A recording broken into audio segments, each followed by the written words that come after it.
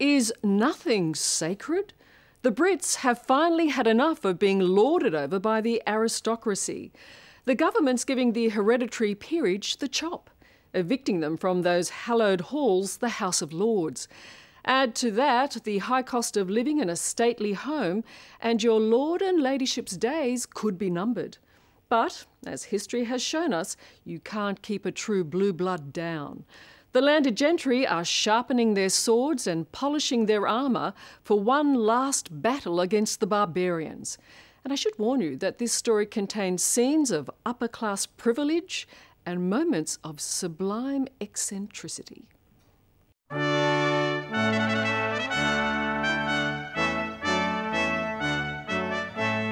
You're about to meet a threatened species. The dinosaurs of the British class system. Just your regular suburban home. Yeah, with wear and tear. Odd siege, you know. Right. And you come in here.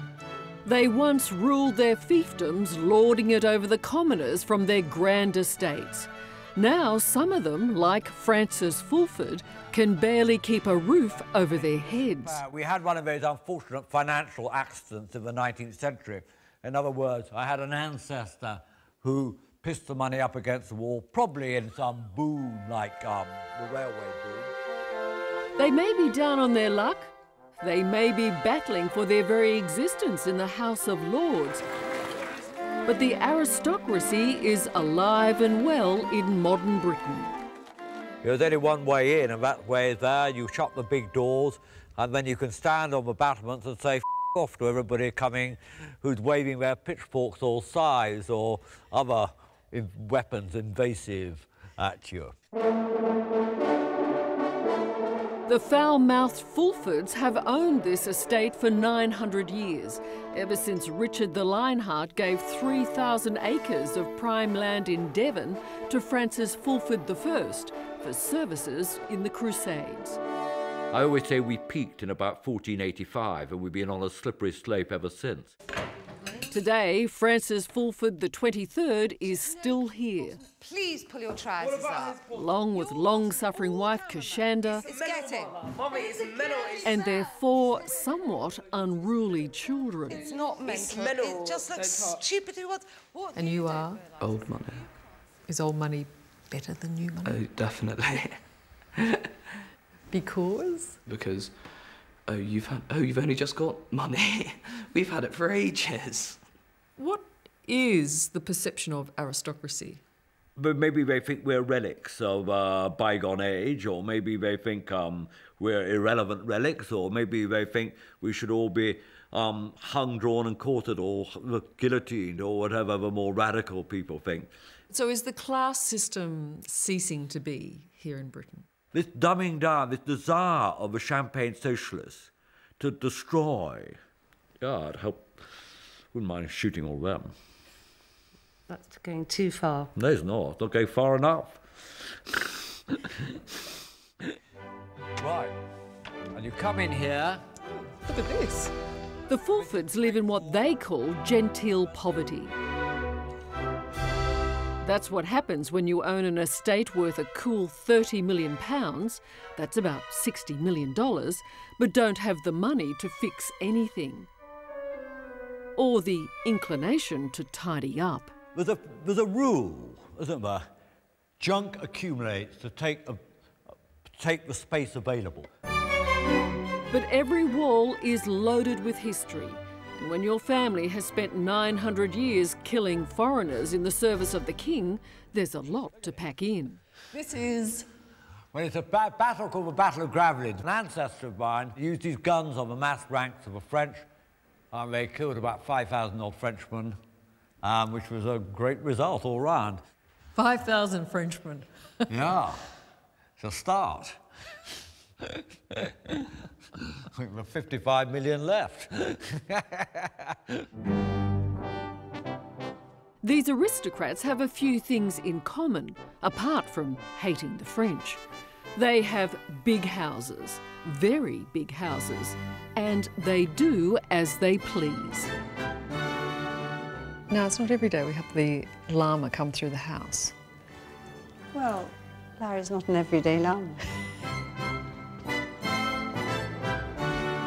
Take Lady Chichester, a nicer woman you'll never meet, but truly eccentric. Lady Chichester, I have to ask, some people might say this is just different. Yes, well, I can understand they might think that. But, you know, it just seems normal to me. He's very gentle, very careful with all the ornaments and so on. The Chichester family was given its coat of arms by Edward the Black Prince in 1356 for services in battle against, yes, the French. Sit, Fred. Fred, sit. Now, 650 years later, Lady Chichester devotes herself to her large and unusual family. Give me a trotter. Give me a trotter.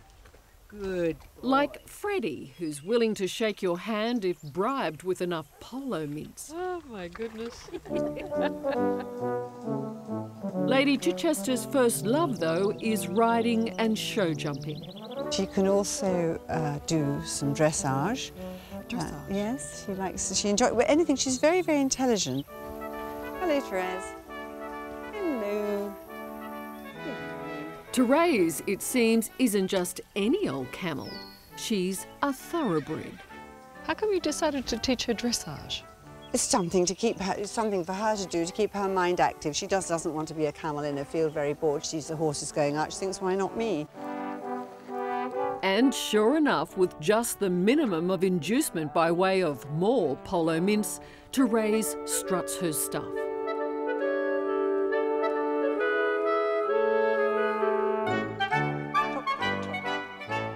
All right, and stop, Therese. Stop. Eccentricity is a wonderful thing. It's, we don't all want to be the same dull person doing the same dull thing day in and day out. Nothing wrong with Author Geoffrey Archer, Lord Archer, is a long-time champion of the nobility. The fact is that you have some loopy lords. Loopy lords. Who are in a position of power. No, they're not. Just because of birth. There are no loopy lords in the house left. There are only 93 aristocrats, as you call them, born to it. There's only 93. I know most of them, and they're damned hard-working, good people. And despite the knocking Australian with a chip on both shoulders, the truth is that in the past they've contributed a great deal to this being a great country. But in 21st century Britain, the aristocracy is under attack.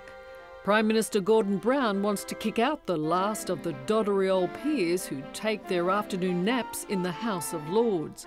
Its members will be elected, and the hereditary peers will retire to their estates. Yes, in spite of the need for a little bit of maintenance, it's still quite grand. Yeah, got to have a little mate. Yes, I know, but actually, peeling paint doesn't matter, really. Damp straw, nothing matters as long as you keep the bloody water out. For Francis, what really matters is that he hold onto this estate at all costs. Well, that's my father, don't matter. So he can pass it down to his eldest son, as 22 generations of Fulfords have done before him. If you think of an estate like a cake, it's quite clear you can't cut it up every generation in fair slices to everybody. So my eldest son, Arthur, will pretty well scoop the pool. And he'll end up living here, hopefully, and running the estate, and the estate will be his. Now, you're twins. Yeah. And in this day and age, as I understand it, you would be equal. Yeah. But Arthur, you win. Yeah, I get the entire house. It's brilliant. You inherit everything. Yeah. Is that a good thing? Yeah, I think it is. It means I don't have to go and look for another house. Matilda, is this a good thing? No, I mean, obviously I've lived here all my life, so I've become really attached to it, and I can't imagine ever having to move out of it and it not being mine. You can understand how your sister feels. I suppose, but then everybody else has to move out of their house, don't they? Himmler tail is down, golden fight is gone. Himmler tail and golden fight. For one squeak. Mummy, I haven't said anything. Shut up. Oh, no. Oh, it's not that a complete cut me really off. Are you a privileged family? It's a modern word meaning that I'm meant to feel guilty about something, and I don't feel guilty about anything. Maybe also it's, are you privileged? might imply you have a chauffeur or you have perhaps staff is privileged. So in that sense, we are not privileged. More is the pity. Now, we colonials wouldn't normally have a hope of joining the aristocracy. Let's face it, it's a club you have to be born into. But here's your chance to become Lord of the Manor. This manor, $30 million worth of country estate and your own title.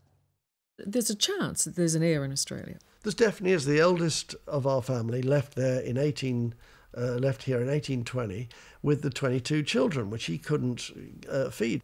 They are out there. They've probably been breeding up like rabbits, and we've got to trap them down. I know. Sir Benjamin Slade and his wife Kirsten are on the hunt for an heir to their vast family fortune.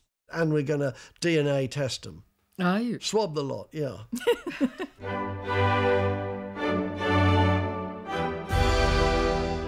So if you think you might be a long-lost relative, feel free to apply.